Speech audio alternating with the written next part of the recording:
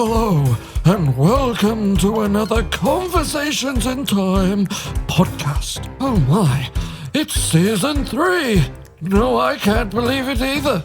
Doesn't time fly when you're having fun? Yes, the award-winning counterfactual history podcast that tops the What If charts is back. I wouldn't worry about what award exactly, but enough of me. It's over to the guys. Hello and welcome to another Conversations in Time podcast. I'm John N. I'm Ian G. The Almond Basson. Well, I'm not going to edit that, Ed. Right, okay. Don't edit out. So today we have another special episode, and friend of the show, Armando G is with us. So we got yet another guest. Hello, Armando. Hello. Pleasure to be here. Thank you for having me. And then Ian forgets he jumps in there. So, Armando, within the context of what you wish to share with us, do you want to give us your background in terms of, why? I know you met John in a social scenario, but how do you, or why is it you're interested in joining us on a podcast, and what's your topic for today? What would you like to discuss? Sure. So yeah, I'm Armando. I'm currently based in Milwaukee, Wisconsin, in the United States. Previously, I had a marketing agency for a number of years, and currently I am working in industrial automation based here in Milwaukee. To answer your question, Ian, John and I met at a pretty spectacular wedding, and definitely set the bar for weddings going forward. And honestly, we just started discussing podcasts, and a podcast that I frequently listen to often tells stories about how businesses became rivals. And that started us on our conversation about John introducing a little bit about what you two do and kind of an alternative history or alternative approach to asking the question, what if? Yeah. So that kind of interested me, and kind of playing devil's advocate is always something that's fun and normally nurtures pretty interesting conversations. So yeah, I like this. This is the perfect platform to.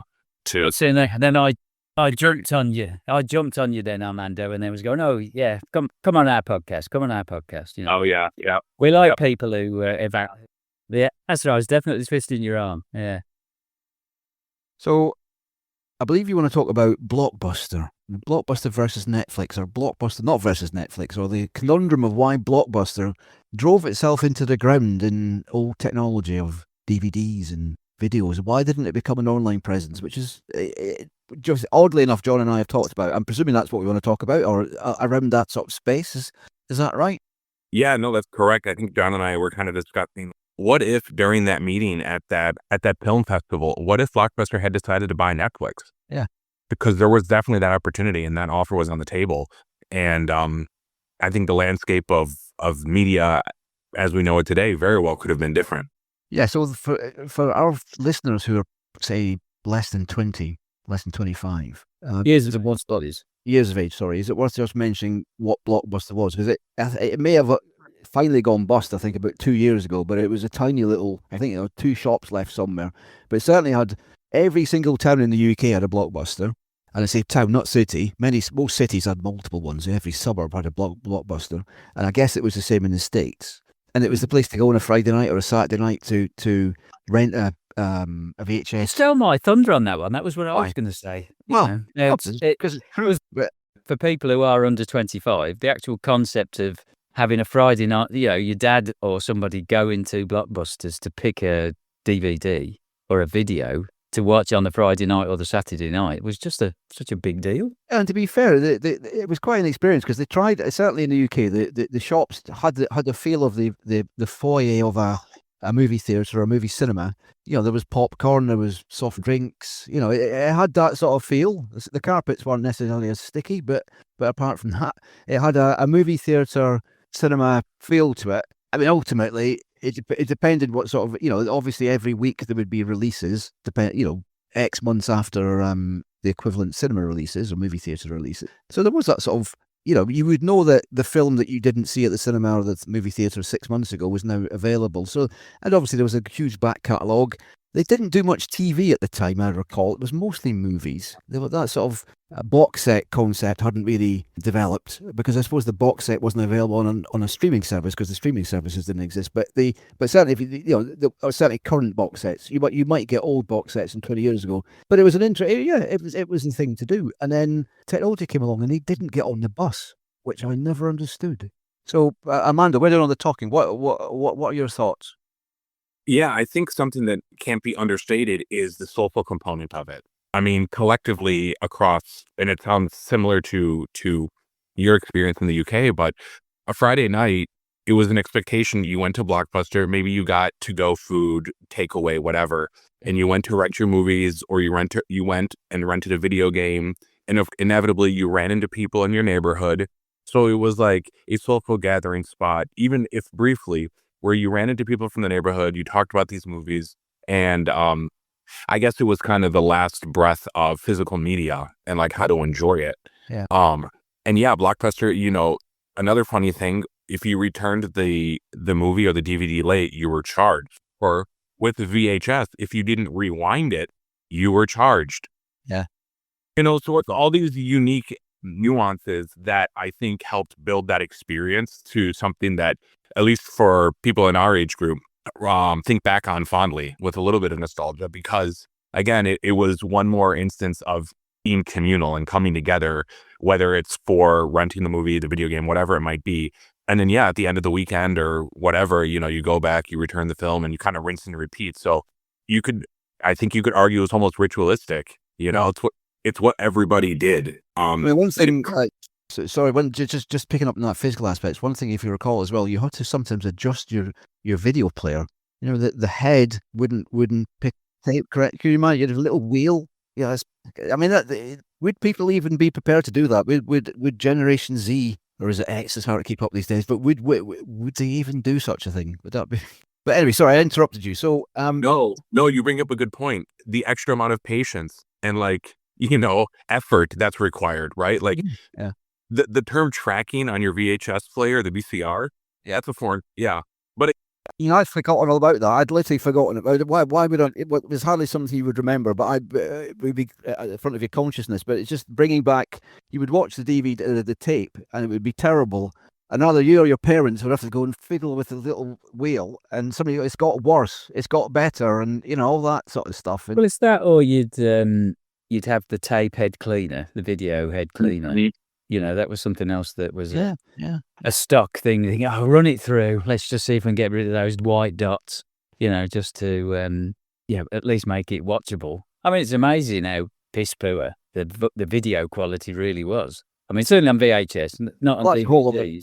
Well, that's a whole other conversation. Yeah, because VHS is a whole other conversation, but VHS was inferior to Betamax. But for whatever reason, VHS won that war, didn't it? I've got to be honest, the ones that I used to go to, I don't remember seeing many Betamax options. But essentially, whatever point the manufacturers of the machines moved away from Betamax, so there was, certainly in the UK, there was, I don't know, a figure significantly lower than VHS users. So Blockbuster itself, I mean, Armando, do you know much about the corporate governance of it? I mean, if the answer is no, that's fine. Do you know who they were, where they came from, why they appeared to be so successful in this physical media and didn't make that jump? Were they forced out of the market? Were they prevented from joining it? I just don't understand it myself, why they didn't do that jump. I think the simple answer is ego. Right.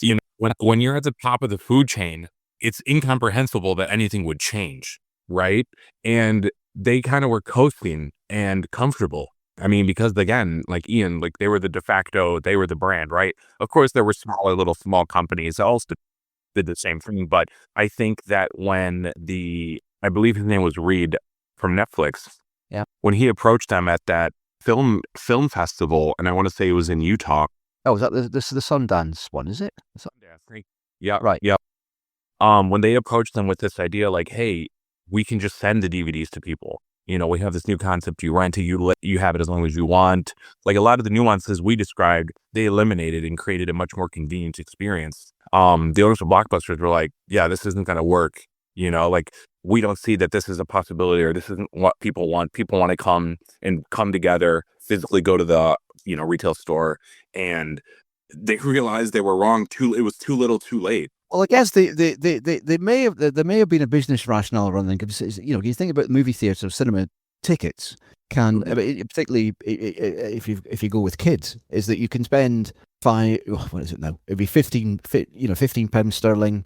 Well, equivalent that in dollars, $25, $30 on the ticket, and you could then spend the equivalent sum on popcorn and Coke and all the rest of it. So, you know, it's the same with the airlines make money on, you know, drinks and all the rest of it. I wonder how much of Blockbuster's revenue was in shop on top of the actual renting of the tapes and stuff. You know, the drinks. The shops it was years ago back and visited. The shops were busy things. They were full of stuff.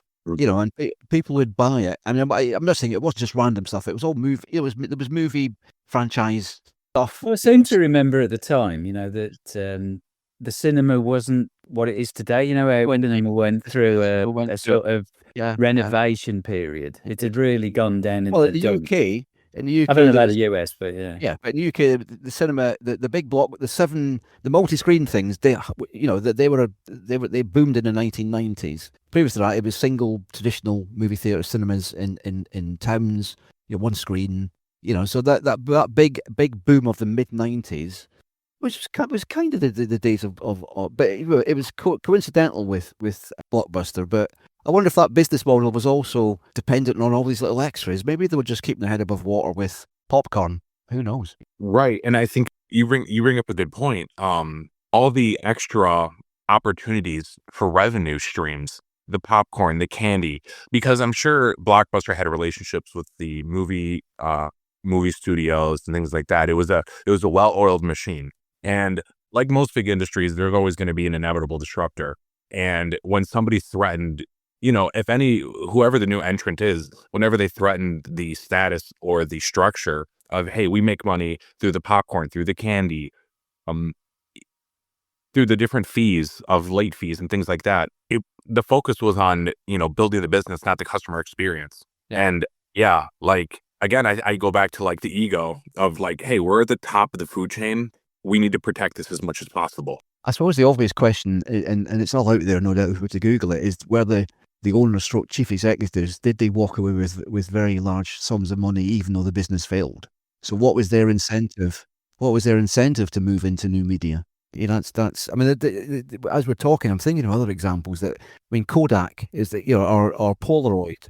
You know, they could see a train coming down the tunnel for years, and I don't know what they did about it, and they sort of still exist as sort of party. I do, but I mean, the difference with that is that there wasn't you know, with Kodak, there isn't a sort of single company you could say, you know, this is what killed them off. And by the way, you had the actual chance of buying them for whatever it was. Oh, but they could $50 million or something. I mean, you know, you'd say, I mean, it might be a lot of money, but there wasn't. I mean, the solution to Kodak was what? I suppose the solution to Kodak was make sure that they made the cameras that went into Apple. And for all I know, they do, but I suspect they don't.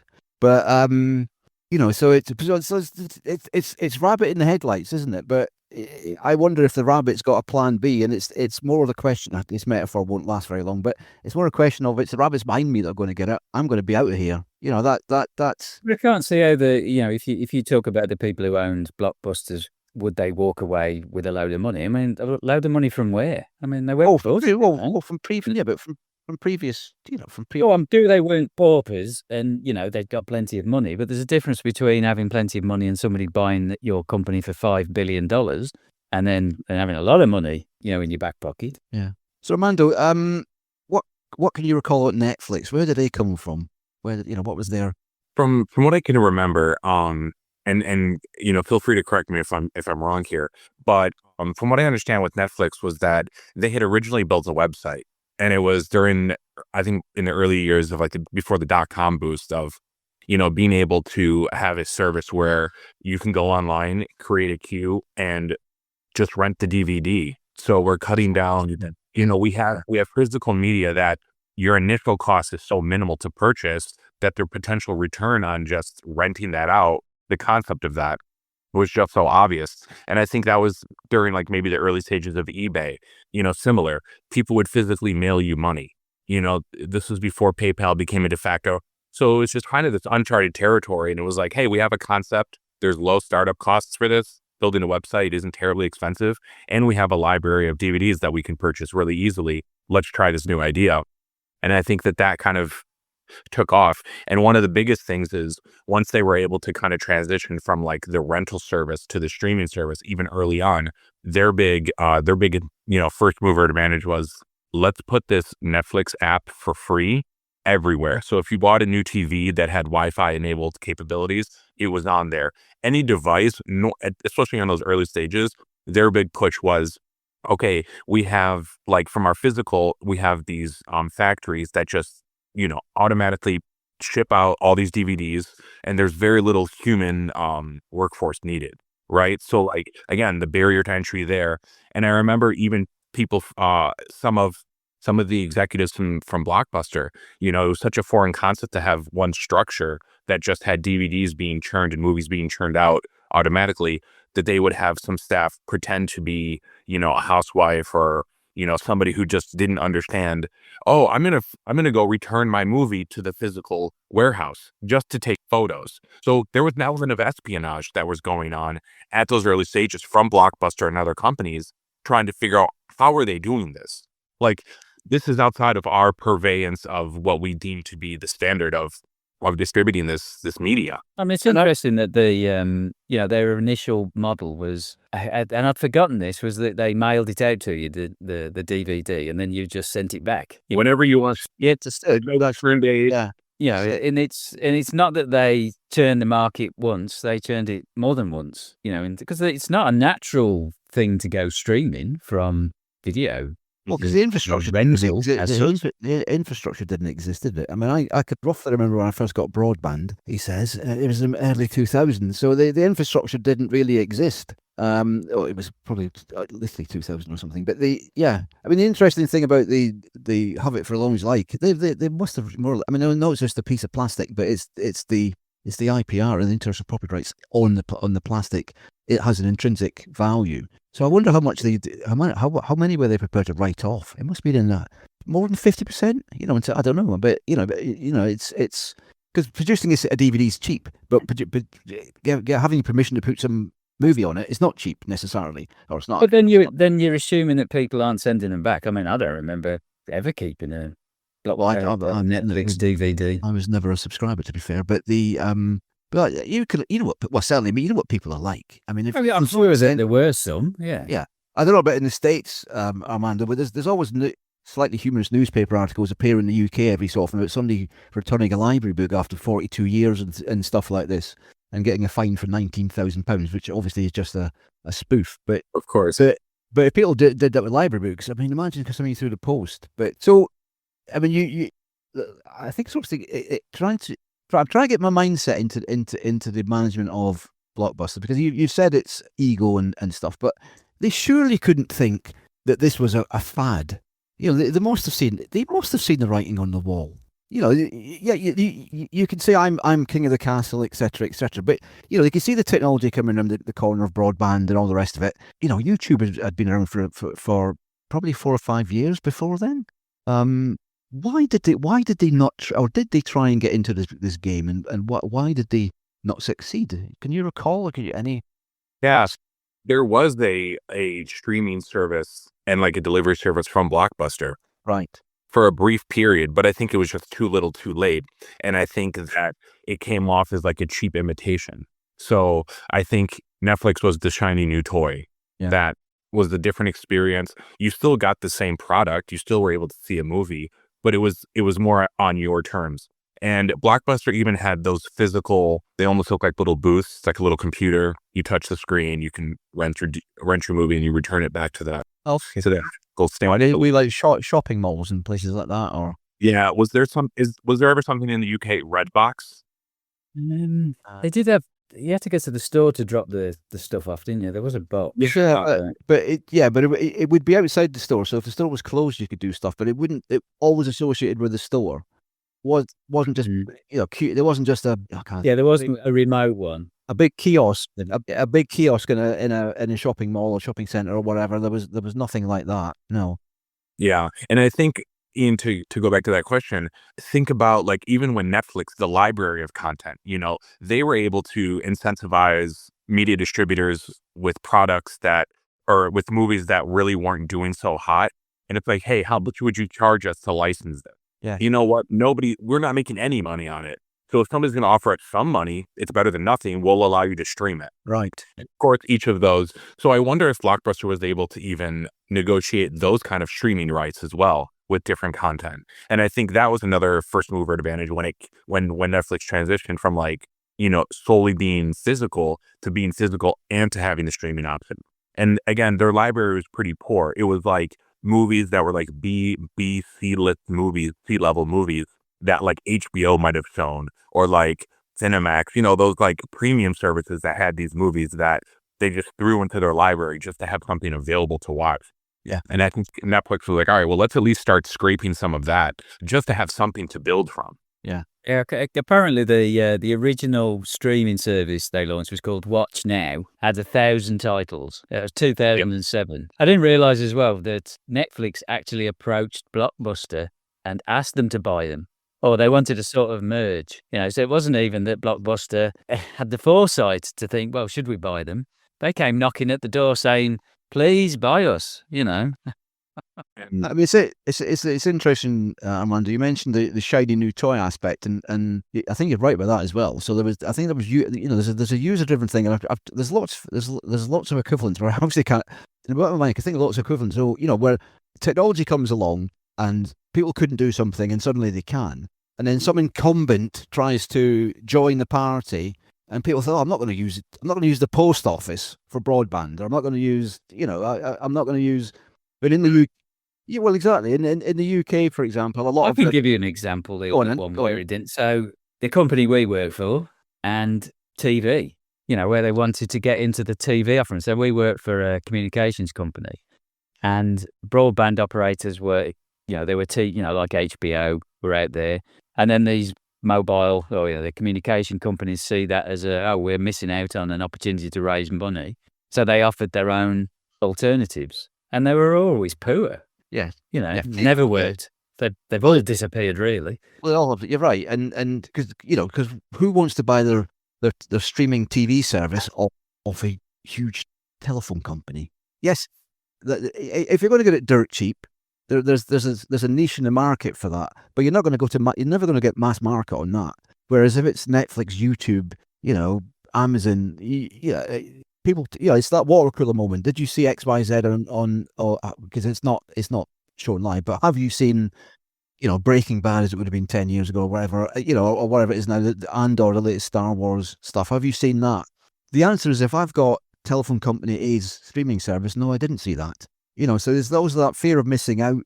I want that if I'm doing new technology, I want the shiny new thing, not the old-fashioned incumbent who's giving it to be slightly cheaper. But so there's definitely an element of that. And obviously, I've got a teenage or late teenage daughter, and she has to have to use the things that her friends use. There's that peer pressure as well.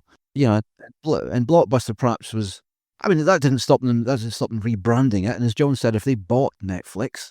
But that's even more incomprehensible, isn't it? That definitely, smells of, I'm not an entrepreneur anymore. I've made my money. I want to go back to my ranch. Or is the thought, Ian, am I going to cannibalize my own business? Yeah. My business is contingent on you coming to my store, purchasing that's like foundational to why that model worked. So to your point, all of a sudden now it's not about what my business needs, but what's best for the customer? What's the easiest experience? It's new. There's a low barrier to entry, it's, and what we discussed earlier, it's on my TV. So I just have to click a button and boom. Yeah.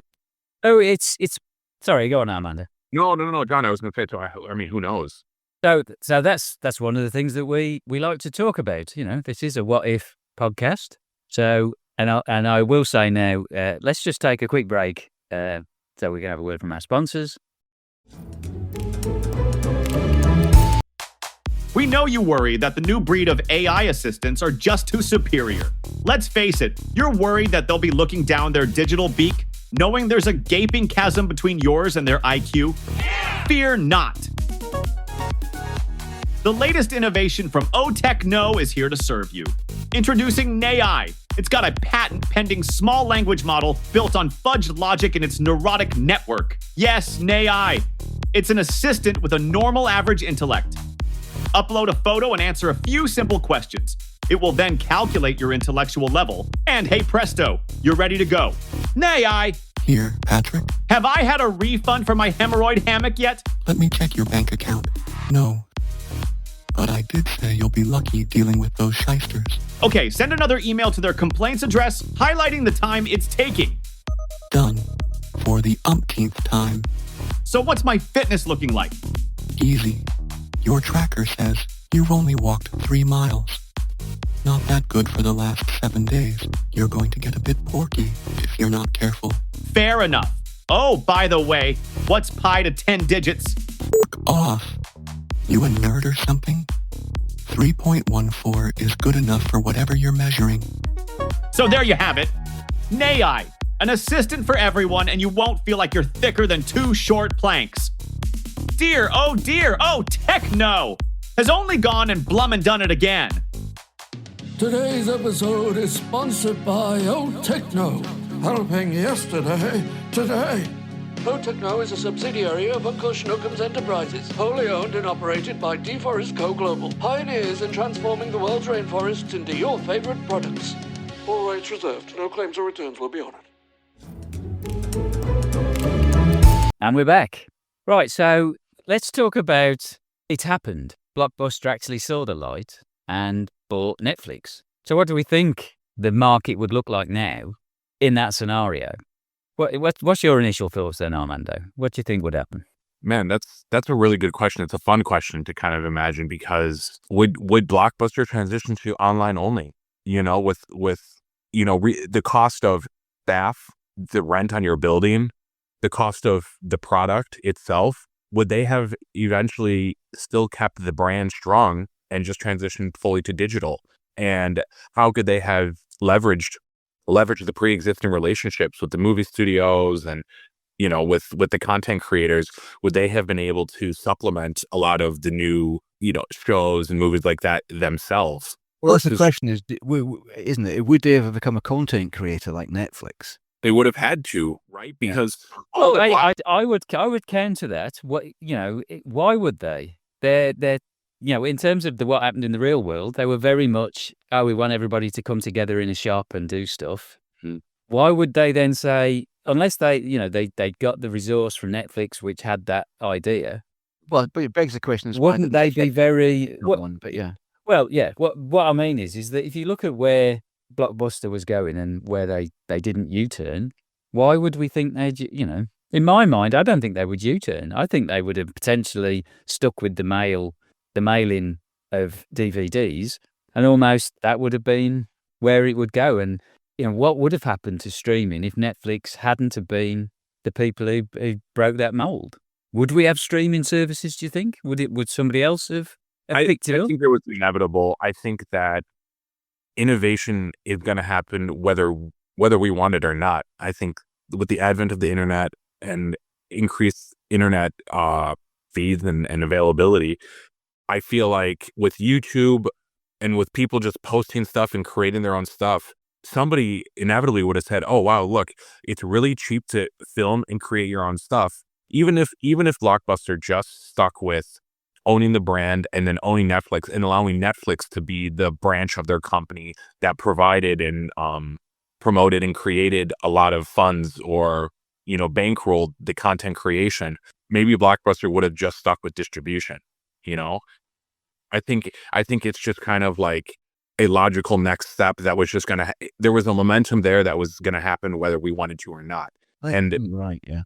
With cell phones, the qualities of our cameras, I just feel like all the pieces were in place for the inevitable to occur. And that's with people creating their own, movies, shows, whatever, because now that you have this equipment that's on par with major studio, like the levels of equipment major studios have, I can film this for almost next to nothing.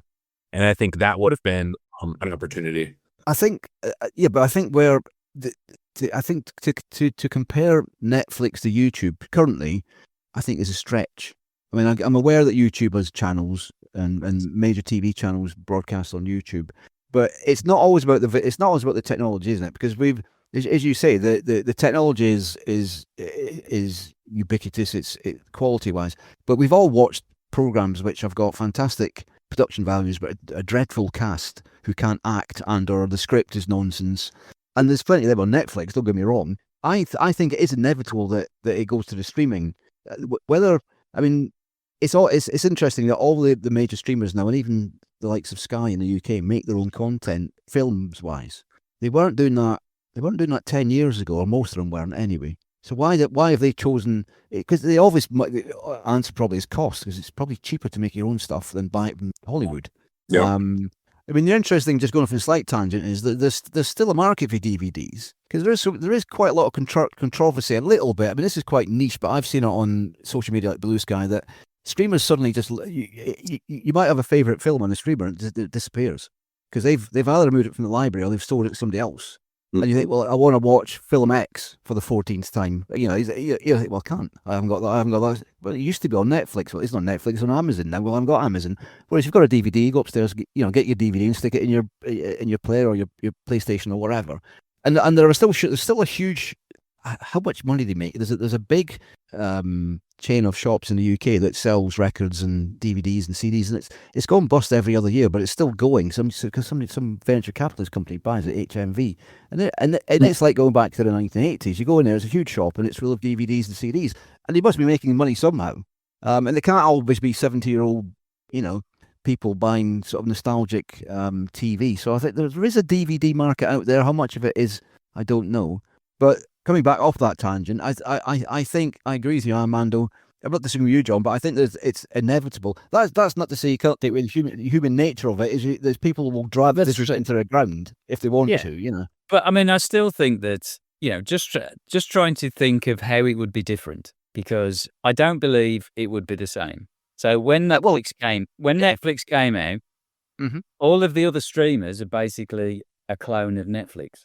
Yeah, I know it seems obvious. Yeah, but is that the technology driving? Well, I don't know. So, one of the, I don't know whether this would be an option or not. So, 2007 was when the streaming service was launched by Netflix, and that's the same year that the BBC launched the iPlayer.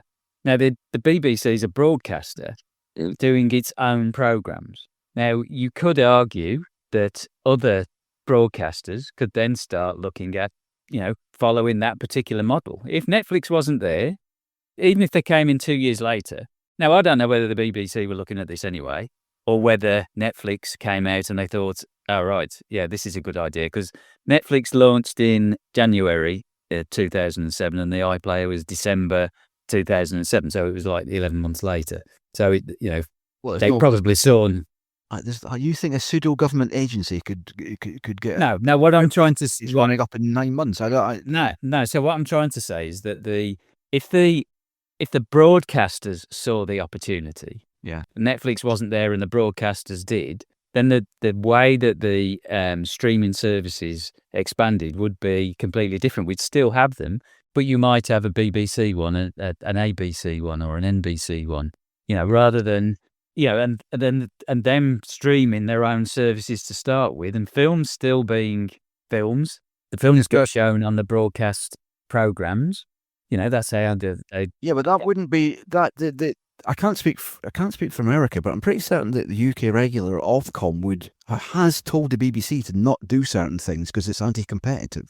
And that, in the land of business in America, there must be a degree of that as well. So having that might be true, but I'm just trying to think of Netflix isn't launched in 2007 because Blockbuster don't see benefit yet. No. So what do we see the environment looking like? Well, it could be streaming doesn't take off for another 3 or 4 years.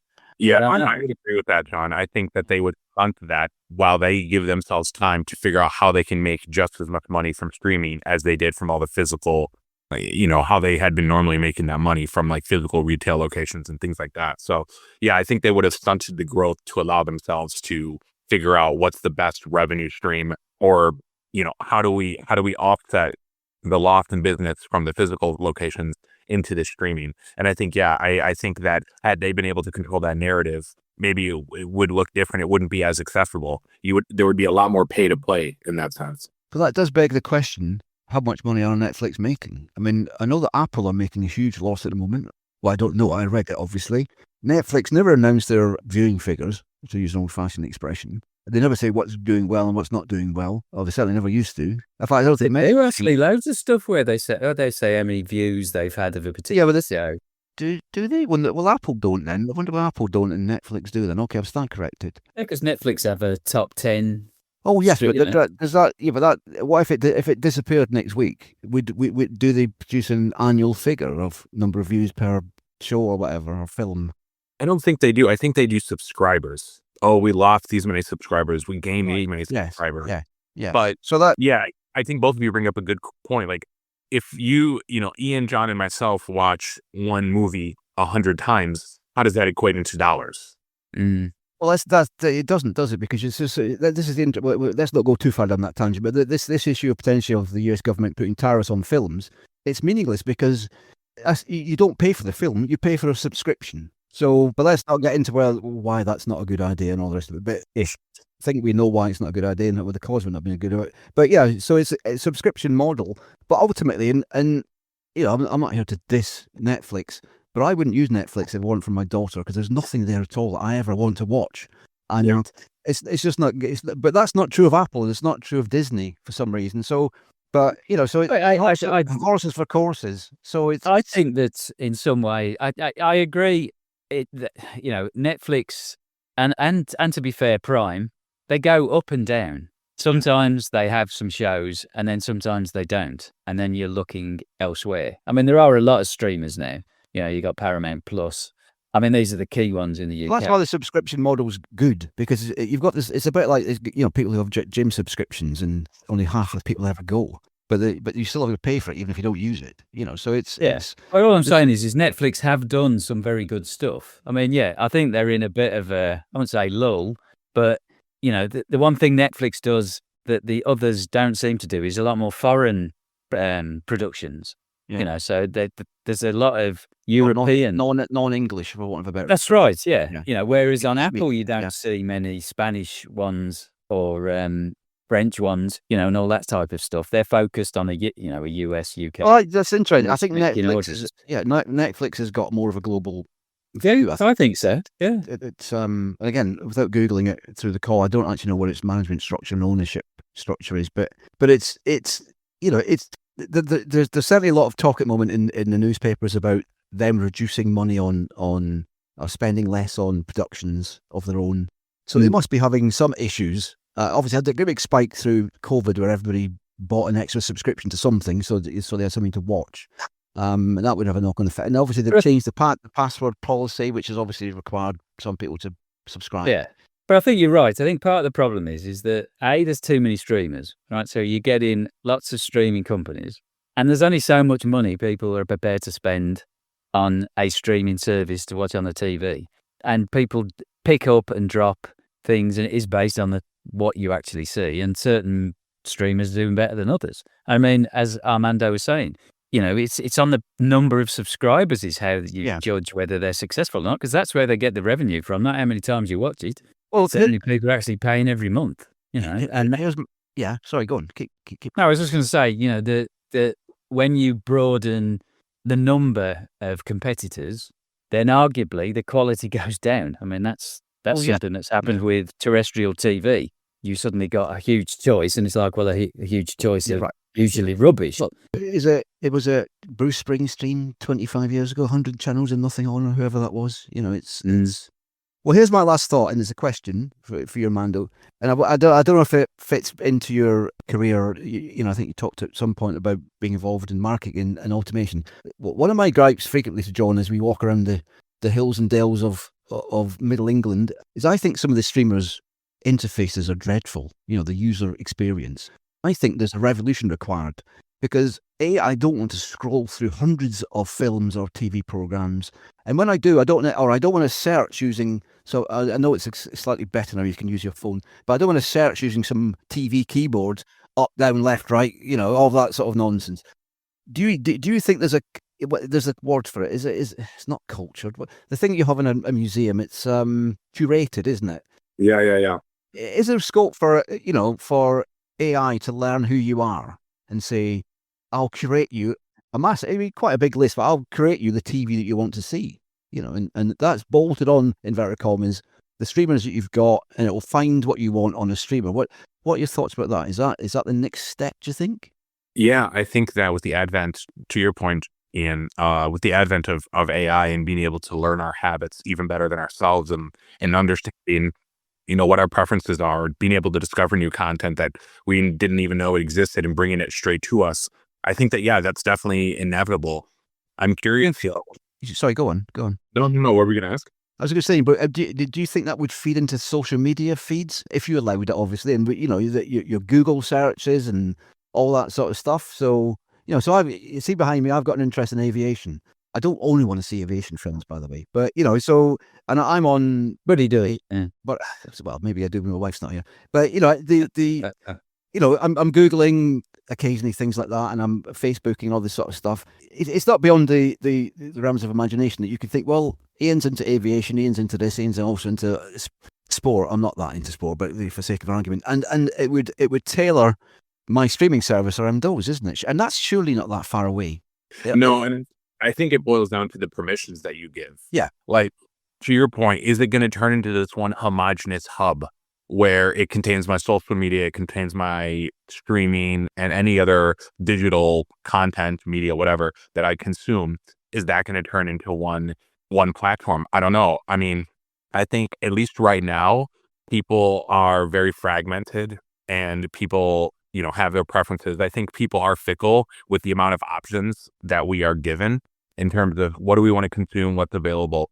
But I really think that what might be the next step for that user experience is integrating it in our lives in a way that's unobtrusive and in a way that kind of fits in with, I guess, what our comfort zone is. And when I say that, I mean, are we going to be, at work, and are we going to get notifications? Are we going to get something that says, hey, when you get home from work, I know on Tuesdays, like it kind of integrates into our life. Like it puts itself in if you want to say like schedules itself into our daily schedule that ensures that we're still consuming it, but in an unobtrusive way.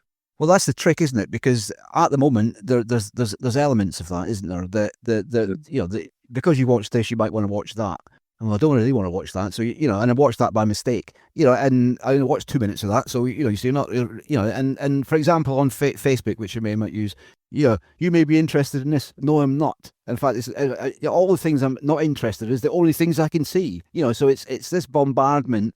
So it's that thin line of, yes, show me stuff that I'm really interested in, but don't tell me about it. And I think the next step is, and it may not be a company we've ever even heard of, a company that's going to have an application on top of all this. And what the downside of that is, ultimately, is that when you've put that information together, what the company that is doing it, what do they get out of it? Well, they get who you are, what you're doing. Well, they pass on to other people, don't they? That's right. So that means that information in terms of your viewing habits and what you're doing is then suddenly becomes available to people, who bombard you with stuff. I mean, it's a bit of a, you have to be careful. No, indeed, because it could be a slippery slope that they know what you're watching, when you're watching. Well, they know that. They know that already. I mean, but so it's in even more detail.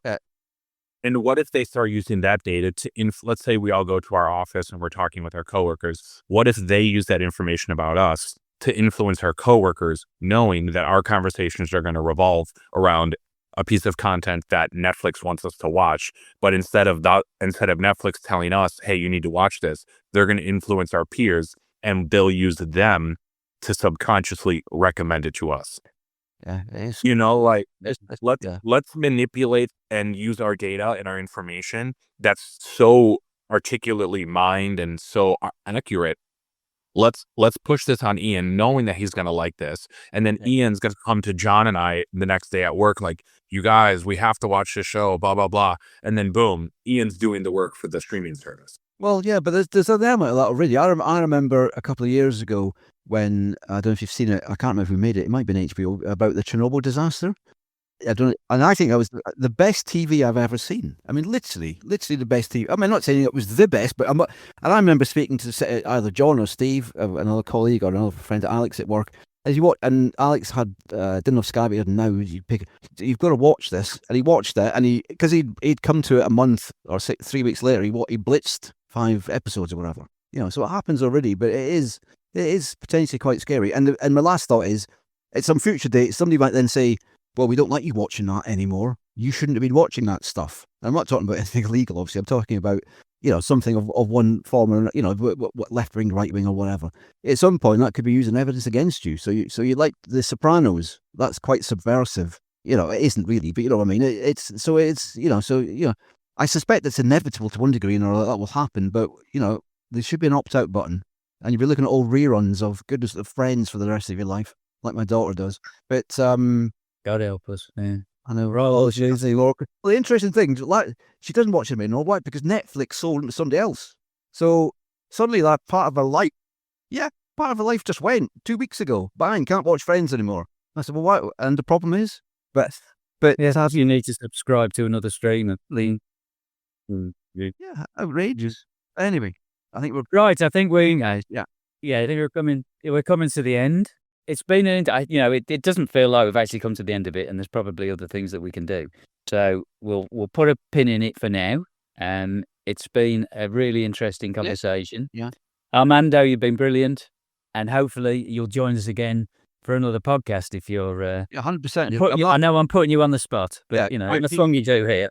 You've been the most articulate guest we've had, Armando. It is 100% a compliment. Yeah, 100%. Enjoyed myself. This was very engaging and very fun. So like I said, put me in the queue. Let me know when the next opportunity is, and let's keep it up. Okie doke. Right. Well, thanks everybody for listening. We'll be back soon with another fantastic episode, because you know that this is the number one counterfactual history podcast on the internet. Please prove me wrong. It's potentially. Well, yeah. Well, we don't mention that usually. 1 out of 1 is still wild. Yeah. So we'll be speaking to you soon. Thanks for listening. Bye for now. Bye. And that's it. We hope you've enjoyed today's episode. But after listening to us natter on, why not let us know what you think? Find us on Blue Sky by searching for Chats in Time. On Facebook, search ORC Time. And on X, we are ORC_time. Until next time, cheerio!